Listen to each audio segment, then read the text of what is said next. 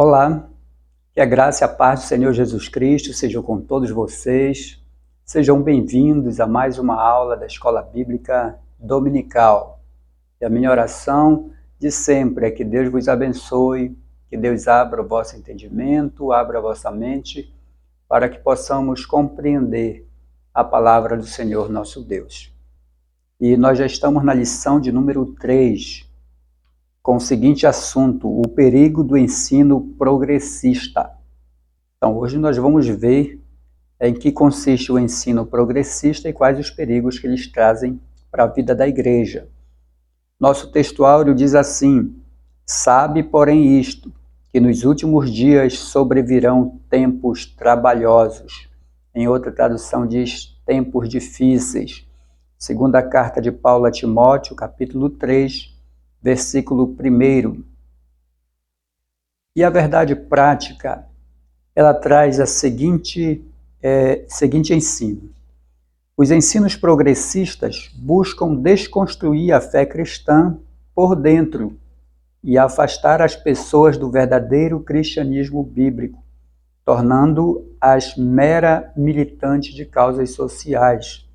Então é isso que tensiona o ensino progressista: transformar os cristãos em militantes de causas sociais, apenas isso, e afastando ele da genuína fé em Jesus Cristo e em nosso Deus. A base bíblica de nossa lição está em 2ª carta de Paulo a Timóteo, capítulo 3, versículo 1 a 9. Então, são verdades que o apóstolo Paulo é inspirado por Deus e ele traz para a gente sobre os últimos tempos, e nós já estamos vivendo esses momentos. O objetivo da lição são 3. Primeiro, elencar os elementos que descaracterizam o cristianismo bíblico. Quais são esses elementos que descaracterizam o cristianismo bíblico? Segundo, explicar as principais teorias progressistas. Vamos conhecê-las hoje. Terceiro, aplicar elementos que refutam o ensino progressista. Então, nós temos que estar preparados para poder enfrentar esses desafios dos últimos dias, que são essas ideologias, esses ensinos progressistas, oriundos da teologia liberal. E a igreja precisa estar firme na palavra de Deus, na verdade da Sagrada Escritura. Na introdução de nossa lição, o comentarista ele esclarece já um pouco dessa situação de forma genérica, para que a gente entenda o que vai suceder durante esta lição. Ele diz assim: veremos que os ensinos progressistas enfraquecem a autoridade da Bíblia. Na verdade, tentam enfraquecer a autoridade da Bíblia, tentam mitigar a importância da palavra de Deus. Suas heresias propagam algumas ideias que eles propagam. A Escritura contém erros, Deus não é soberano, o sobrenatural não passa de mito, a doutrina bíblica do pecado ela é mitigada, os valores morais são relativizados e a fé cristã é ressignificada. Ou seja, tudo isso são elementos da teologia liberal, são elementos da teologia ou das ideias progressistas, e que nós devemos estar atentos para não sermos vítimas desses enganos. Então, a palavra de Deus está aqui para nos ensinar, e é necessário que a gente interprete a Bíblia Sagrada de acordo com o que o Espírito Santo nos orienta, com o que Deus está querendo, pensando no seu autor, para saber qual a mensagem de Deus, que Deus queria que os seus servos e seus filhos recebessem dele.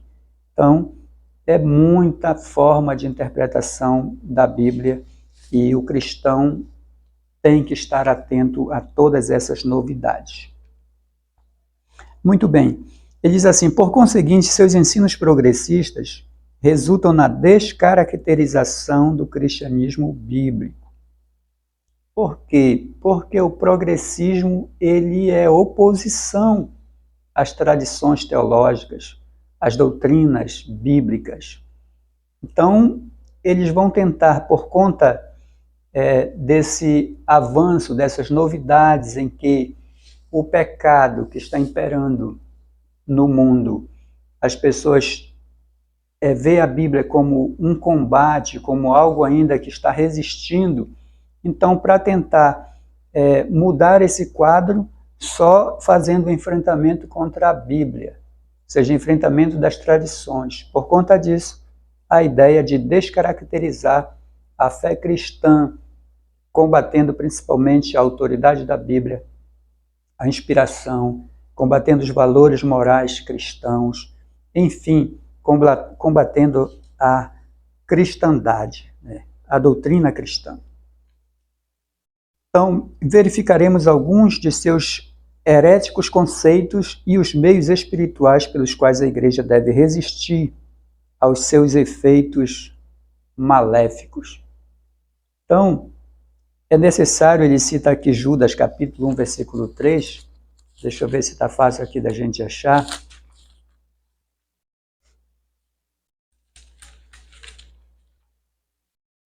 Judas, capítulo 1, na verdade, o versículo 4, diz assim: porque se introduziram alguns que já antes estavam escritos para este mesmo juízo, homens ímpios que convertem em dissolução a graça de Deus e negam a Deus, único dominador e Senhor nosso, Jesus Cristo. Então, essa é a estratégia, a infiltração. Eles querem fazer ruir o cristianismo, não mais como dantes, que se combatia de fora para dentro. Agora, eles buscam surrupiar, captar pessoas que já são de dentro com essas ideias, para que eles mudem de ideia, para que através dessas pessoas eles possam ensinar essa deturpação da fé cristã, essas teologias liberais. Então, Tiago, inspirado por Deus, escreve sobre isso e fala sobre essa infiltração, ou seja, pessoas que são do meio cristão e começam então a defender essas ideias progressistas. Muito bem, então no primeiro tópico nós temos o seguinte, a descaracterização do cristianismo. Então esse é o objetivo principal, né? Mudar a ideia, mudar o pensamento, mudar a doutrina, tornar o cristianismo, primeiro ataca as suas bases para que ele possa balançar e depois então ele se torne flexível e torne-se descaracterizado com a doutrina. Então haja uma flexibilização, haja uma liberação, uma ressignificação do cristianismo. Então no primeiro subtópico nós temos o seguinte, a deteriorização moral. E aí o comentarista explica para a gente o significado dos últimos dias. Nesse contexto aqui, ele diz o seguinte, a expressão bíblica últimos dias faz alusão ao período anterior à volta de Cristo. Esse anterior pode ser o período total, ou mais especificamente aqui nesse contexto, esse período que antecede, né, a volta de Jesus, ou seja, os momentos já em que o mundo está solapando, né, no sentido de desvirtuar a doutrina da Escritura Sagrada, uma apostasia avançada, quase que generalizada, das pessoas que não mais acreditam em Deus, as pessoas que estão profanando o sagrado, né, aqueles instrumentos, a cruz de Cristo, os símbolos religiosos, os templos. Então, tudo isso são características desses últimos dias, desses últimos tempos que antecedem a volta de Jesus Cristo. E Paulo, na segunda carta a Timóteo, que é exatamente nós temos na nossa leitura bíblica, no versículo 1 ele diz, sabe porém isto, que nos últimos dias sobrevirão tempos trabalhosos, tempos difíceis. Então o apóstolo Paulo alerta que o comportamento humano né, dessa geração estará associado à impiedade e à profunda degradação moral. Então, essa é a característica desse período pós-moderno, ou seja, a desconstrução, a desvalorização, a desvirtuação da palavra de Deus e dos valores cristãos. Então, o comentarista ainda coloca aqui para a gente, olha, por isso a lista paulina é uma descrição da escalada dos pecados na sociedade. Então, olha só o que ele coloca nesses textos de 2ª Carta de Timóteo, capítulo 3, versículo 1 a 9. A partir do versículo 2, ele diz assim, olha, porque haverá homens amantes de si mesmos, avarentos, presunçosos, soberbos, blasfemos, desobedientes a pais e mães, ingratos, profanos, sem afeto natural, irreconciliáveis, caluniadores, incontinentes, cruéis, sem amor para com os bons, traidores, obstinados, orgulhosos, mais amigos dos deleites do que amigos de Deus. Então essas são uma série de características de pecados que estão imperando, ou seja, uma crescente de pecado que está dominando a sociedade. E isso coincide exatamente com esta postura de ataque à Sagrada Escritura na tentativa de descaracterizar a fé cristã, descaracterizar a doutrina bíblica. O comentarista fala ainda que o enfraquecimento da doutrina bíblica e o relativismo, que não aceita norma moral absoluta, instigam a má conduta da humanidade. Então, eles tentam exatamente descaracterizar a doutrina bíblica, descaracterizar os valores morais, a ética cristã, para poder então viver uma vida dissoluta, uma vida de devassidão. Ele diz: o atual e alarmante crescimento do pecado é uma indicação de que já vivemos esses últimos dias. Então, tudo está indicando que realmente vivemos os últimos dias que antecede a volta de Jesus, porque a apostasia é grande, a abominação é imensa e os valores cristãos estão sendo mitigados. As pessoas não têm mais respeito, temor do sagrado, estão desrespeitando. Então, isso tudo é característica dos últimos dias.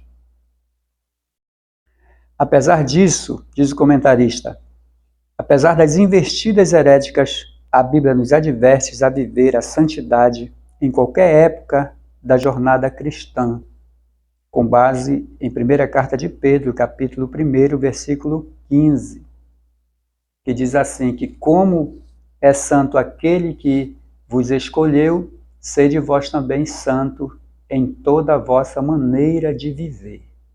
Então a Bíblia, mesmo diante desse caos, desse sistema onde a humanidade deliberadamente está se voltando contra Deus e contra a palavra do Senhor, mas a Bíblia adverte os cristãos, os servos de Deus, fiéis, que acreditam no Senhor, que acreditam na Bíblia como a verdade, a palavra de Deus verdadeira. Então, a Bíblia nos chama atenção para que vivamos a santidade, né? Sejamos separados do mundo para estar em fidelidade a Cristo. Muito bem, o subtópico 2 traz a erosão da ortodoxia. Tudo nesta mesma linha. A descaracterização, primeiro a deteriorização moral, e agora a erosão da ortodoxia, que inclusive já vimos em lições anteriores, essa erosão, essa corrosão que está acontecendo com relação aos valores, às tradições bíblicas, à doutrina da palavra de Deus. E o comentário diz assim: o ensino progressista representa um ataque teológico à ortodoxia bíblica. Suas teses reduzem o texto bíblico a um mero registro de experiências religiosas.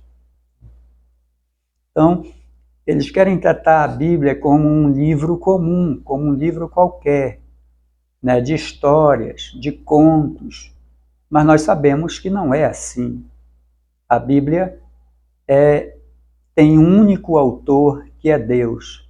Então, os escritores foram inspirados por Deus para escrever este livro, que é a revelação de Deus à humanidade, a única revelação escrita de Deus à humanidade. Então, nós temos que levar em consideração isso, acreditar, crer na Bíblia dessa forma, mas os opositores da Bíblia e de Deus não querem que seja assim, querem minimizar a importância da palavra de Deus. Então, o que mais eles fazem? Então, desse modo, o fundamento da fé cristã é questionado.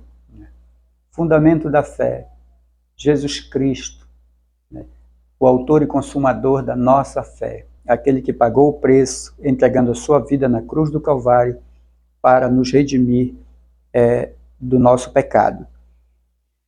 Então, outra coisa, a autoridade da Bíblia é rejeitada. Então, já falei para vocês, quem acredita na Bíblia como verdadeiramente entende que a Bíblia toda foi inspirada por Deus e que o autor é o Senhor e que ela é a revelação de Deus e é a regra de fé e prática para a nossa vida. O conteúdo doutrinário cede espaço para a cultura e o entretenimento. Seja doutrina, não. Pecado, não. O que eles querem? Apenas que a Bíblia seja um livro comum, em que represente a cultura da sua época, mas não gostam, não aceitam que ela fale do pecado, que ela aponte para as condutas humanas e revele o seu erro, o seu afastamento diante de Deus por conta do povo estar desobedecendo, em desarmonia com a palavra de Deus. Então, tudo isso é a erosão da ortodoxia. Estão tentando minar as bases do cristianismo.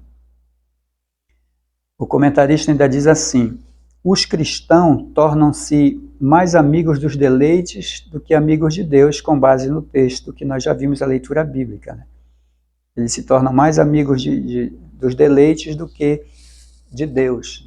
Isso está falando dessas pessoas que são os enganadores, que tentam ludibriar, enganar os cristãos com essas filosofias, com essas ideias, falando de que o prazer é mais importante do que a fé, do que a obediência. E nós sabemos que não é assim.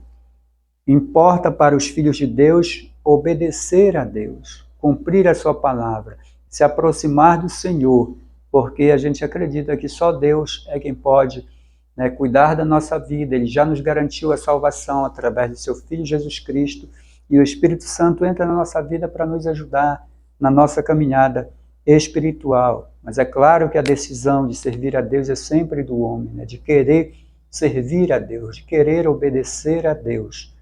Então, o culto é voluntário, o culto é espontâneo de cada pessoa. Ele diz assim: a vida da igreja fica desprovida do poder do Espírito Santo, sendo incapaz de ser instrumento de transformação do caráter das pessoas. É claro que se a igreja se deixar contaminar por essas ideias, por essas filosofias, por esses ensinos progressistas, ela vai se tornar uma igreja fria, uma igreja desprovida de sobrenaturalidade, uma igreja desprovida de fé. Os milagres vão se ausentar, as conversões vão desaparecer. Então ela vai ficar só um salão de reunião, um grupo de pessoas que se reúnem para tratar sobre diversos assuntos, menos de cumprimento da palavra de Deus. Então não vai haver transformação, conversão de almas, porque a igreja vai se tornar uma igreja fria. Mas é claro que isso não vai acontecer com a igreja genuína de Jesus Cristo, não. Aqui ele está comentando sobre uma igreja que se deixa envolver por essas ideias, ou seja, essas pessoas se infiltram com essas ideias equivocadas, contrárias à palavra de Deus, mitigando, diminuindo a importância da doutrina, e aí essa igreja realmente, essas igrejas locais que se deixarem levar por essas ideias vão se tornar igrejas vazias de fé, de culto, de devoção, de reverência ao Senhor nosso Deus. Mas ele diz mais: portanto, não podemos negociar a verdade de que a Bíblia é a única revelação escrita de Deus, dada pelo Espírito Santo e capaz de constranger a consciência dos pecadores. Então a palavra de Deus é viva, é eficaz, diz ela que é mais penetrante do que espada alguma de 2 gumes e penetra até a divisão da alma e do espírito, das juntas e medulas. Isso para representar a força, o poder, a profundidade da palavra de Deus. A importância dela, e quando ela bate, ela chega até o ouvinte, ela tem um poder grande de convencimento, porque é a palavra de Deus. Então, ela tem esse poder, e claro que as pessoas que são adversárias da Bíblia tentam tirar este poder, tentam tirar esta sobrenaturalidade da Bíblia. Mas nós vamos vencer, porque Cristo venceu e Ele nos garante a vitória, que no final das contas tudo isso vai ser destruído. Número 3, subtópico 3 diz assim, a corrupção da fé. A fé pode se corromper? Sim, a fé no sentido das pessoas que podem apostatar, podem desprezar, minimizar a fé, desvalorizar a fé e aí vão se afastar de Deus. O comentário diz assim, olha, com o caráter humano maculado e a corrosão da ortodoxia promovidos pelo progressismo no ensino, o cristianismo e a fé bíblica são descaracterizados, até falamos aqui. São descaracterizados por conta dessa penetração desses ensinos no meio da igreja, no seio da igreja. Então a gente vê hoje que já tem pessoas, né, que se dizem salvas, cristãs, mas com essas ideias que são ideias progressistas, ideias que são contrárias à palavra de Deus e ferem a doutrina, ferem a ortodoxia cristã. Então, mas por quê? Estão desavisados, não estavam vigilantes e foram ouvindo essas palavras, principalmente na escola, nas universidades, e aí não vigiaram e foram sendo seduzidos por essa mensagem diabólica. É isso que são mensagens diabólicas porque elas contrariam a fé cristã. Não por acaso o apóstolo Paulo acrescenta às práticas dos falsos cristãos a repulsiva conduta da luxúria e de várias concupiscências, no versículo 6, que nós temos aí na nossa leitura em classe. Diz assim o versículo 6 do capítulo 3 de 2 Timóteo. Porque deste número são os que se introduzem pelas casas e levam cativas mulheres nécias carregadas de pecados, levadas por várias concupiscências. Então ele está falando da deficiência, da falta de conhecimento da palavra de Deus e que as pessoas que não buscam este conhecimento, se aprofundar na palavra, se alicerçar na palavra, na rocha que é Cristo, vão ser facilmente seduzidos por essas pessoas que são os enganadores, são os falsos mestres, aqueles que se encarregam de semear a discórdia, a deturpação da palavra de Deus. Então é isso que fala o apóstolo Paulo. Ele diz mais, os hereges cativam as pessoas por meio da sedução e do engano. Escravos que são das paixões, eles acreditam que os prazeres do corpo não podem contaminar a alma.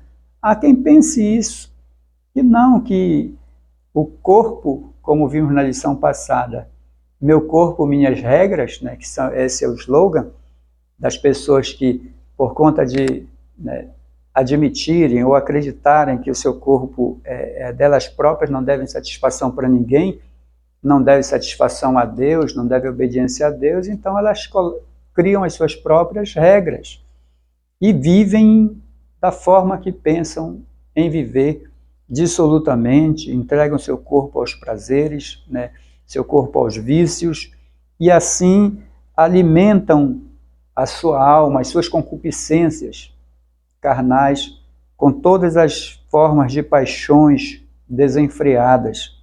E aí acreditam que isso não vai afetar a sua alma, não vai afetar o seu relacionamento com Deus. Pelo contrário, afeta sim, porque a Bíblia nos chama para que a gente viva separado, esteja separado para Deus.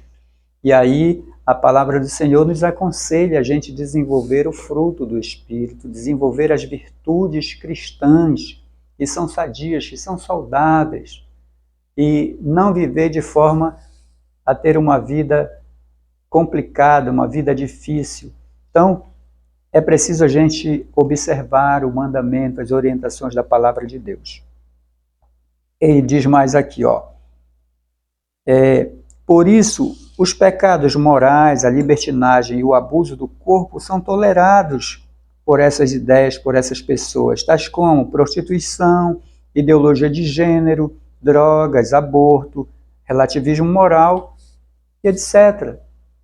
Então há um relaxamento da doutrina, é um relaxamento dos valores, dos princípios morais. E aí vai se permitindo tudo, se permite sexo fora do casamento, antes do casamento, e assim por diante vai se acostumando como se isso tudo fosse normal. Mas assim, de acordo com a Bíblia, não, há uma preservação, há um pudor que a pessoa deve preservar, se preservar para poder cultivar o seu relacionamento com Deus. É claro que se a pessoa não tem intenção, não pensa em Deus, não está preocupado com a palavra do Senhor, não está nem aí para a fé, para a moral cristã, ela vai viver a sua vida dissolutamente. Mas ela precisa saber que essa conduta desregrada, essa conduta de desvalorização dos valores, das virtudes, Deus não aprova. E Deus quer que as pessoas vivam de acordo com a sua palavra. Então, o que mais diz aqui? A rebeldia e a ausência de genuína conversão os impedem de alcançar conhecimento da verdade, conforme está aqui no versículo 7 da segunda carta de Timóteo. Por fim, o engano desses mestres e seus seguidores será objeto de juízo divino. Está lá no versículo 8 de Timóteo, capítulo 3, versículo 8, diz assim: E como Janes e Jambres resistiram a Moisés, assim também esses resistem à verdade, sendo homens corruptos de entendimento e réprobos quanto à fé. Não irão, porém, avante, porque a todos será manifesto o seu desvario, como também o foi daqueles. Então, a palavra de Deus, ela admite a existência dessa depravação moral e espiritual, admite a existência que nesses últimos tempos haverão homens amantes de si mesmo, pecadores, depravados, etc. Mas ela adverte que eles terão as suas condutas reveladas, né? Esse mal vai ser revelado e ele será manifesto e será julgado por Deus. Então, está feita a advertência para aqueles que usam de liberalidade para fazer o que pensam da sua vida, mas uma hora a conta vai chegar. Muito bem, meus irmãos, então, agora nós estamos no tópico 2, as teorias progressistas. Então nós vamos ver, a partir de agora, quais são essas teorias, e que são teorias que confrontam a Sagrada Escritura. Diz o comentário o seguinte: o ensino progressista é o desdobramento do liberalismo teológico. Então o liberalismo teológico, na verdade, ele se desdobra em várias nuances, em várias teologias, em várias ideias progressistas. E aqui, virando a lição aqui no tópico 1, no subtópico 1, nós temos a desconstrução da Bíblia. Esse é o grande propósito, né? Desconstruir a Escritura Sagrada com seus valores tradicionais, com seu conservadorismo, né? Dos bons costumes, né, dos bons preceitos estabelecidos pela Sagrada Escritura. Então, essa é uma ideia que vigora dentro das teorias progressistas, né, desconstrução da Bíblia. E aqui, virando a página, nós temos o seguinte: o termo progressista refere-se às teorias que se distanciam do cristianismo bíblico, em especial na deturpação da doutrina e dos valores cristãos. Então é isso, as ideias progressistas, as teorias progressivas são isso. Ideias contrárias à Bíblia, ideias contrárias à fé cristã, ao cristianismo, a Deus. Então, a tentativa é desconstruir a fé, destruir a doutrina de Deus. Ele diz assim, o comentarista, o seguinte: sua principal característica, olha, a principal característica é o repúdio à inspiração e à autoridade da Bíblia. Então, eles recusam a ideia de que este livro é inspirado por Deus. Eles recusam que por trás e sobre este livro existe uma autoridade divina, ou seja, o autor é Deus. E este livro detém esta autoridade sobre a nossa vida, sobre o nosso comportamento, sobre o nosso relacionamento, sobre a forma da gente cultuar e adorar a Deus. Então, ele é o livro que é a nossa regra de fé e também de prática. Então, é claro que é preciso crer, né? Se a pessoa não crê, paciência, mas nós cremos. Nós que somos cristãos, servos, filhos de Deus, nós cremos que a Bíblia é a palavra de Deus, então nós não vamos abrir mão disso. Então a principal característica das ideias progressistas é o repúdio à inspiração e à autoridade da Bíblia. Qual é a sua ênfase principal? A ênfase repousa no antropocentrismo, ou seja, no homem como centro, tirando Deus como ser principal, orientador, que criou céus e terras e que fez o homem com um propósito. Então, tira Deus do cenário para poder agora tudo que o homem quer, tudo que o homem deseja, tudo é para o homem. Mas o homem não é só matéria. E existem duas realidades, uma realidade material, mas existe uma realidade espiritual. E no centro de tudo está Deus, o Todo-Poderoso, o Criador dos céus e da terra, o Criador do homem. E é quem colocou o homem neste mundo, mas que o homem errou, desobedeceu a Deus, mas que ele enviou Cristo para morrer por todos nós, para nos dá o direito de salvação e para que a gente possa um dia morar com Ele nos céus. Então isso é para quem crê. Então nós cremos, nós temos essa certeza, essa esperança de um dia estar com o Senhor. Estar com o Senhor. Então, mas o progressista, ele coloca o homem no centro e retira Deus. Deus não importa, Deus não é importante. Então, como consequência, como produto, né, desse pensamento que coloca o homem no centro, o que é que tem? Vai produzir essas ideias, vão produzir homens egocêntricos, vão produzir homens egoístas, como disse Paulo, amantes de si mesmo. Homens amantes de si mesmo. Ou seja, são aqueles que são mais amantes dos prazeres do que amigos de Deus. Então é isso que acontece com essas ideias progressistas. Outra coisa, qual é o objetivo principal dessas ideias progressistas? É a reinterpretação ou a ressignificação da Bíblia, da Escritura Sagrada.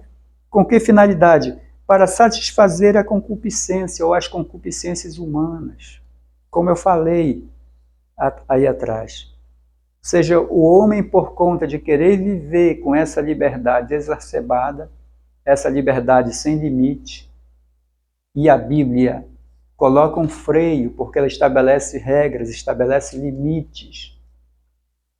A Bíblia admite a liberdade humana, O homem é livre, mas essa liberdade tem limites que devem ser obedecidos, devem ser respeitados.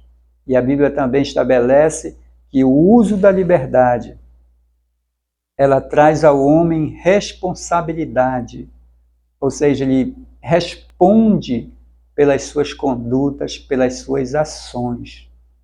Então, no mundo aqui nós temos as leis civis, as leis penais, que também controlam, cerceiam essa liberdade dos homens, mas também nós temos a lei espiritual, em que o Senhor nos orienta como devemos viver em sociedade, como devemos viver aqui neste mundo e como nós devemos nos relacionar com o Senhor.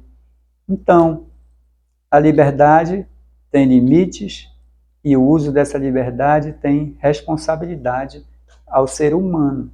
Então, é isso que a palavra de Deus estabelece para a gente. Então, as pessoas querem viver dissolutamente. Né? Tem liberdade? Tem. Mas quem pensa, quem deseja, acredita em Deus, acredita no mundo sobrenatural e que tem uma vida pós-morte, para a gente viver depois da ressurreição, então tem que seguir as regras de Deus, não as suas próprias regras, porque é Deus que garante este lugar especial e maravilhoso para nós. Então, por conta disso, por conta dessas ideias, desses objetivos, dessa ênfase que eles dão no antropocentrismo, então vai se propagar um evangelho em que a salvação do homem ocorre por meio de uma reforma social, relativizando o pecado, a moral e a fé cristã. Então, que evangelho é esse? O evangelho social que nós vimos na aula anterior. Ou seja, que tenta transformar os cristãos em militantes políticos, em militantes ideológicos, que defendem só causas sociais. É claro, como falei, todo ser humano que serve a Deus, que é cristão, que obedece à palavra do Senhor nosso Deus, ele tem sim que se preocupar com o próximo, tem que amar o próximo, disse o Senhor Jesus.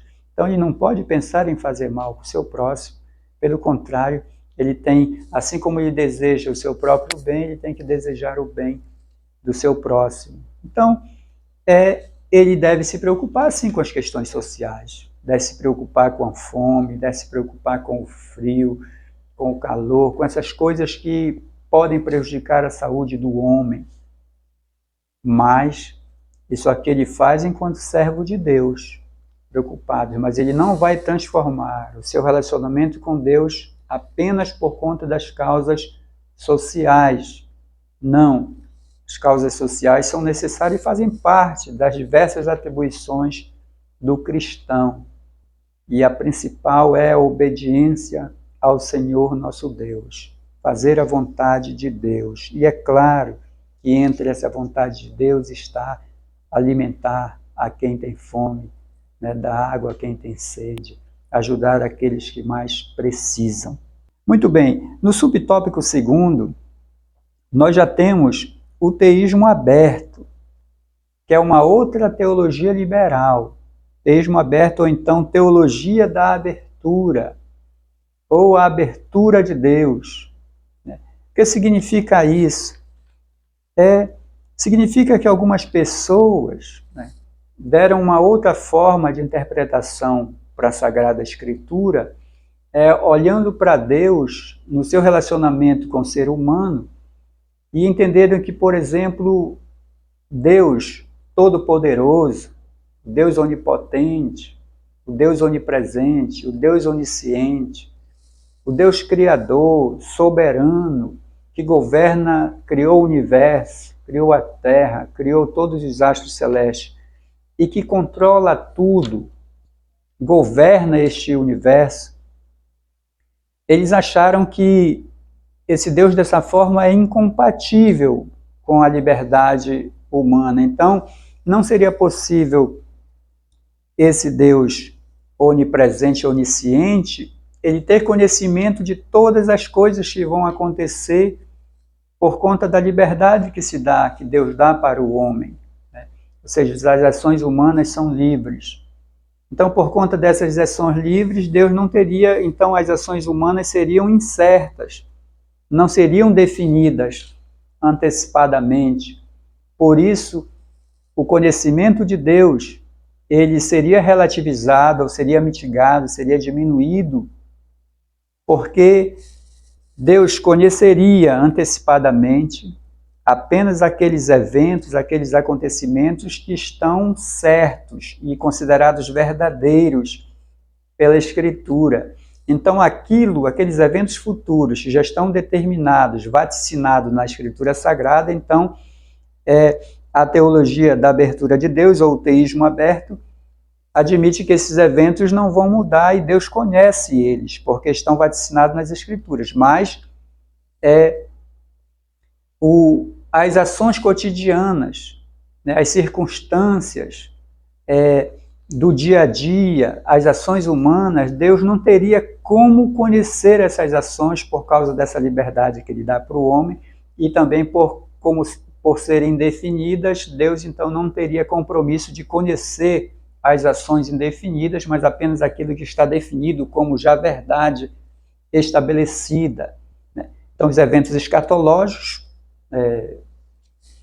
que estão vaticinados na Escritura, Deus conheceria, mas Deus não conheceria as ações humanas. Então, por isso, essa teologia aqui, inclusive, imagina que por Deus não ter o conhecimento absoluto, o conhecimento antecipado, ele seria surpreendido, por exemplo, pela queda do primeiro casal, Adão e Eva. Deus não esperava, ele não sabia que eles iriam pecar, que eles iam errar, e por isso, então, quando ele foi surpreendido com a queda do casal, ele teve então que reescrever a história, refazer o seu plano, porque ele não estava esperando, ele não tinha esse conhecimento prévio. Então, são mais ideias modernistas, né, dessa abertura de Deus, na verdade, o enfraquecimento de Deus, a retirada de soberania de Deus, do poder de Deus, que é incompatível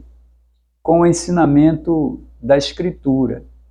Porque o fato do homem ser livre, ter liberdade de agir, não tira de Deus o conhecimento, não tira de Deus a sua onisciência, a sua presciência, que é o atributo de que Deus conhece todas as coisas, inclusive conhece o passado, conhece o presente e também o futuro, sem intervir nas decisões humanas por conta da liberdade que Ele dá ao homem. Mas Ele sabe as coisas que vão acontecer.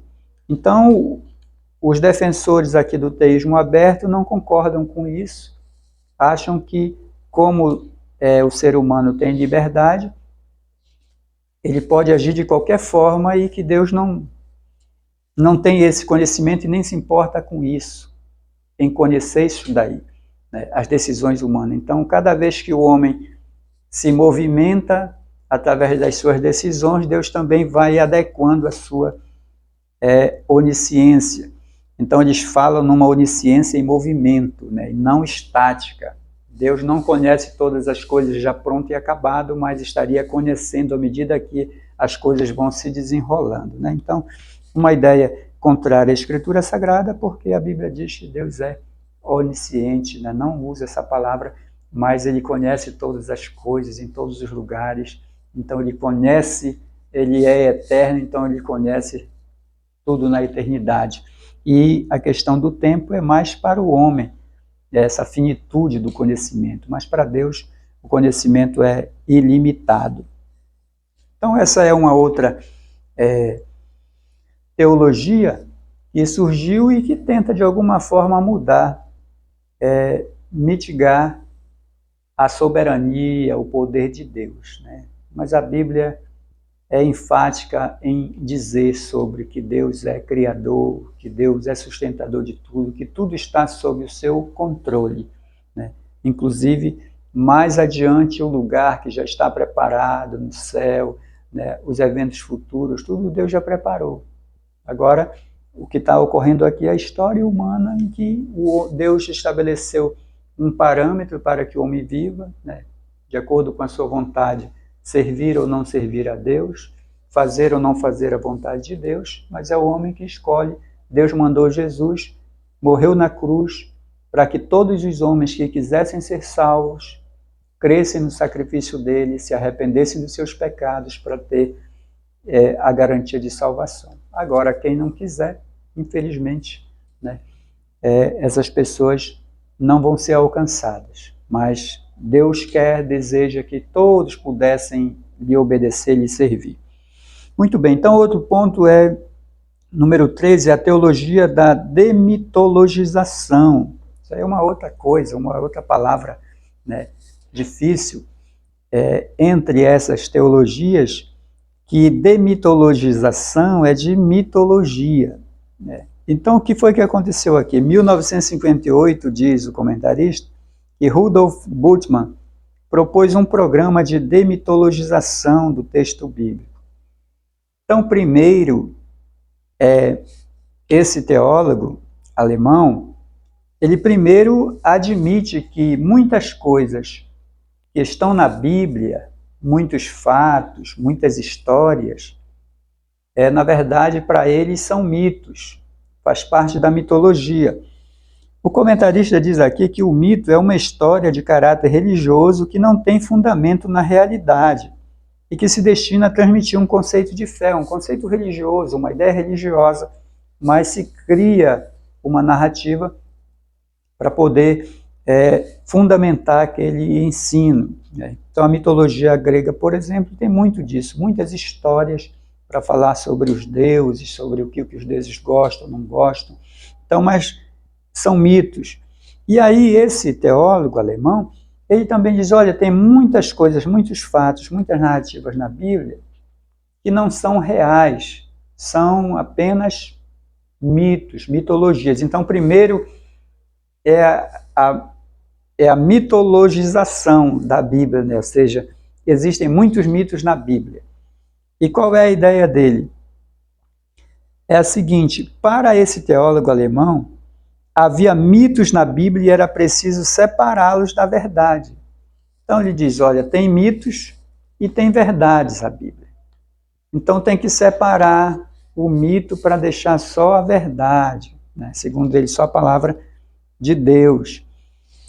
Então, nesse pensamento aí que está o problema, né? Nesse pensamento, segundo ele, inferno, tentação, demônios, possessão demoníaca são vistos como elementos mitológicos. Inclusive a doutrina da concepção, do nascimento virginal, inclusive a promessa da vinda de Cristo, seriam classificados como mitologia.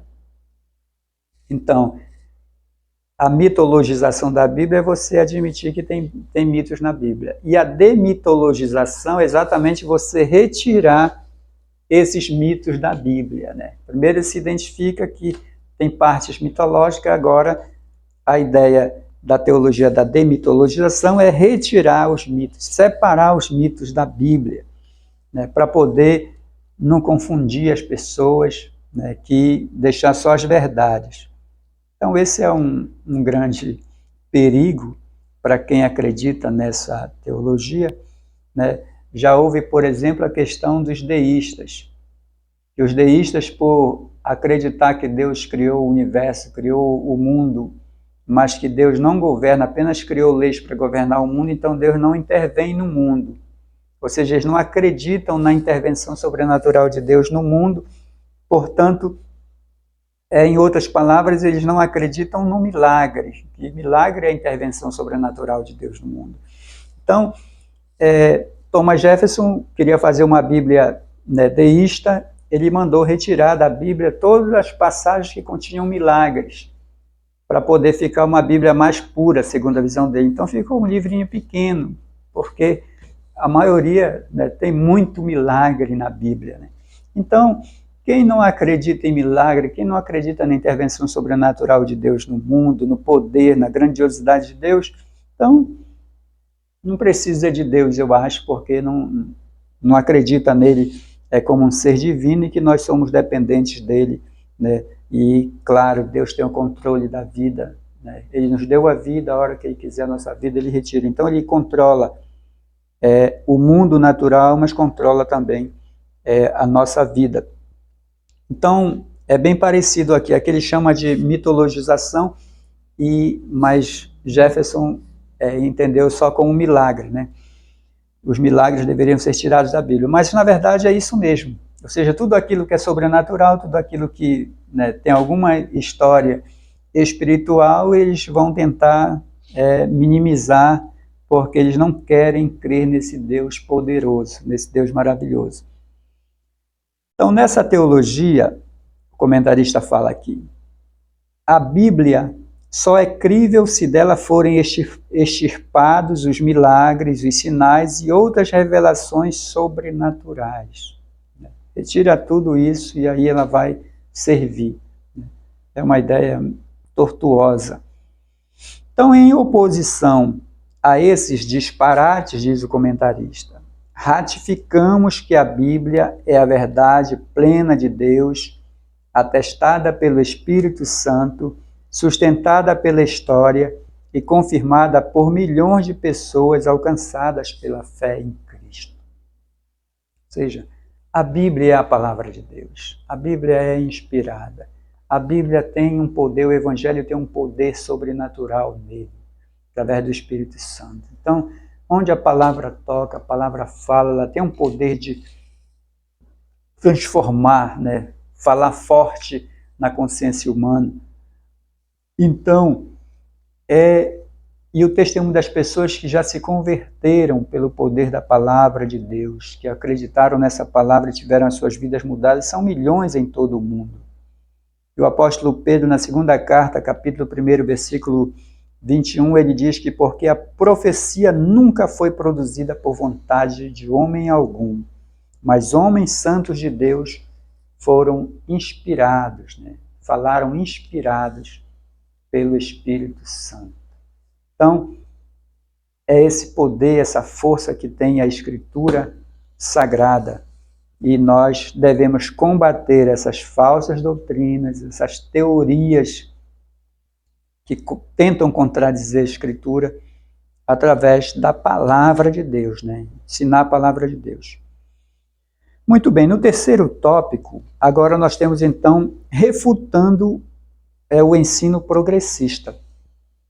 E ele traz em primeiro lugar, reafirmando a autoridade da Bíblia, no primeiro subtópico. Ele diz assim, em refutação ao ensino progressista, é indispensável reafirmar a doutrina da inspiração divina da Bíblia.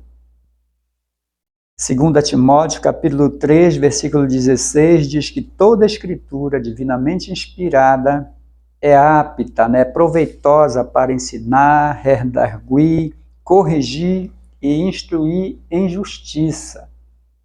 Então a palavra de Deus ela tem esse poder, essa capacidade de ensinar e através desse ensino de convencer as pessoas a mudarem de vida. Então a pessoa que entrega a sua vida para Jesus, para que Ele seja o seu Senhor, e vai utilizar a palavra de Deus para você absorver, aprender qual é a vontade do seu Senhor, para você poder obedecer, colocar em prática, então você vai ser uma pessoa que vai mudar de vida. Vai mudar o seu comportamento, vai mudar a sua conduta, mas mudar para o bem. Porque a palavra de Deus só ensina a gente a fazer coisa boa e ser feliz juntamente com a nossa família, com todos que nos cercam. Então, ele alerta a gente para ratificar a autoridade da Bíblia. Então é fundamental. Ele diz mais, validar o princípio da sola Escritura, conforme a Reforma Protestante estabeleceu. A Bíblia é como uma única regra infalível e autoridade final de fé e prática. Então a gente reconhecer a Bíblia realmente como autoridade de fé e prática para a nossa vida. E diz, Lutero advertia sobre a necessidade de distinguir entre o que foi entregue por Deus nos textos sagrados e o que foi criação humana através da tradição da igreja. Então ele fala que é necessário a gente fazer separação, saber o que é a palavra de Deus e saber o que é a tradição. Armínio, por sua vez, alertava que A perfeição das Escrituras é solapada quando a sua verdade é negada ou reinterpretada. Então, não vamos deturpar a palavra de Deus, pelo contrário, vamos pegar a palavra de Deus e fazer com que a nossa vida seja pautada nela. É isso mesmo. Então, diz mais o comentarista, desse modo a autoridade bíblica é ratificada quando se oferece resistência à presunção das ideologias humanas em acrescentar ou retirar alguma coisa das Escrituras. E João, revelado por Deus no Apocalipse, ele diz que nós não devemos retirar nenhuma palavra da profecia exarada neste livro.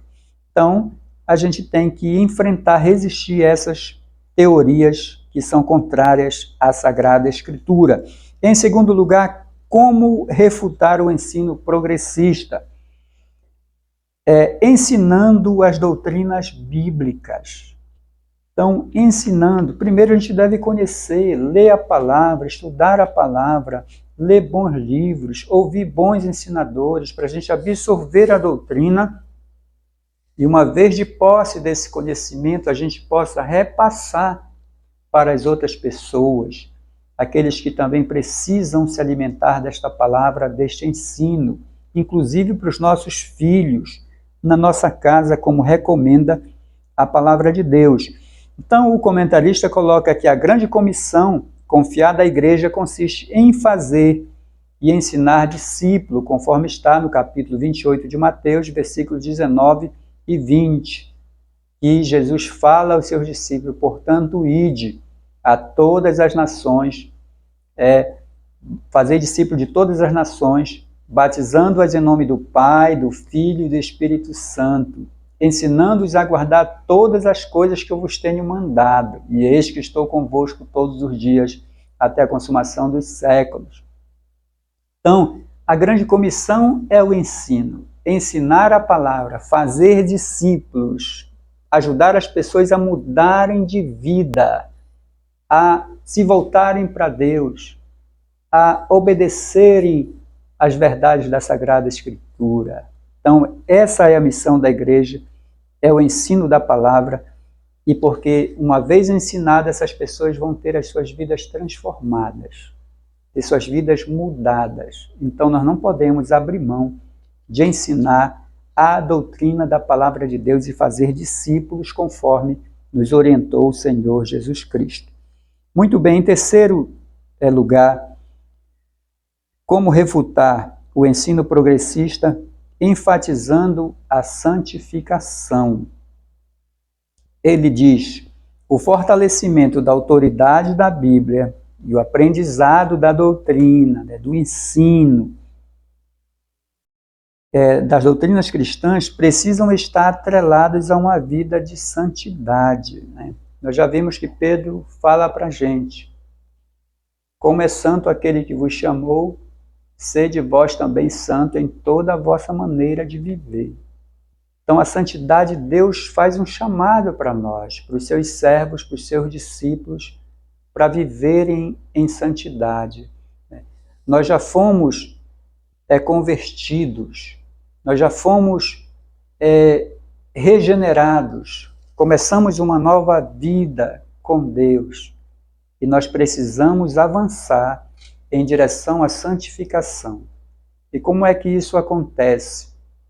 Acontece nesse processo de apropriação do conhecimento da vontade de Deus e praticando a palavra de Deus. Então, à medida em que você obedece a palavra, você cumpre a palavra do Senhor nosso Deus, você vai se afastando das coisas que impedem você de ter um relacionamento com Deus, uma comunhão, uma intimidade com Deus. Então você, à medida que pratica a palavra do Senhor, você vai se santificando, vai se afastando das coisas que desagradam a Deus e vai se aproximando de Deus, vai se aproximando do Espírito Santo, vai agradando a Deus, agradando ao Espírito Santo, agradando ao Senhor Jesus.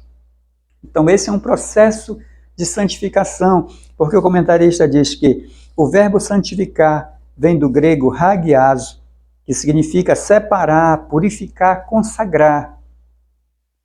E o adjetivo santo é tradução do vocábulo hagios. Então, santificar, separar.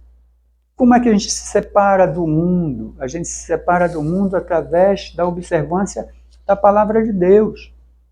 O salmista Davi disse, bem-aventurado o varão que não anda segundo, obedecendo os conselhos dos ímpios, não se detém, não para no caminho dos pecadores e nem se assenta na roda dos escarnecedores. Né? Antes, tem o seu prazer na lei do Senhor, e na lei do Senhor medita de dia e de noite. Pois será como árvore plantada junto a ribeiros de águas, que dá seu fruto na estação própria, cujas folhas não caem, e tudo quanto fizer prosperará. Então, é esse o processo de santificação é que você se separa das coisas ruins, das coisas negativas, daquelas pessoas que só têm pensamento ruim, negativo, só aconselham para o mal. Você tem que se afastar. Nós temos que nos afastar e nos aproximar daquelas pessoas que têm uma devoção pelas virtudes, pelo fruto do Espírito e uma devoção pela palavra de Deus, de cumprir a palavra do Senhor. Se aproximar de Deus, porque Deus nos ajuda a nos afastarmos do mal, ajuda a resistirmos o mal. Então, no mundo em que nós estamos vivendo, nós temos que nos afastar do mal, não deixar ser influenciado por essas influências progressistas, por essas ideias progressistas, porque por mais que elas venham pintadas de coisa boa, na verdade, o objetivo é mitigar, diminuir, descaracterizar a palavra de Deus, descaracterizar a fé cristã. Então, estejamos atentos quanto a isso. Na conclusão, o comentarista fala assim, olha, muito bonitas essas palavras. Ele diz, as Escrituras advertem que a conduta humana dos últimos dias é de repulsiva descaracterização da fé. A heresia progressista critica as Escrituras, promove o enfraquecimento da ortodoxia, instiga a frouxidão moral e afasta as pessoas do verdadeiro cristianismo. Contudo, a postura da igreja não deve ser de inércia, mas de resistência à iniquidade. Ou seja, tem que ser de enfrentamento. Eu acredito na palavra de Deus, então eu vou resistir. Eu vou falar da palavra de Deus. Eu não vou abrir mão da doutrina da Sagrada Escritura e vou ensinar a outras pessoas também. Essa é a postura da igreja e não se acovardar, não se submeter a essas ideias progressistas. Que Deus em Cristo vos abençoe, vos guarde e lhes dê força, coragem, fé e resistência para vencer nesses dias maus.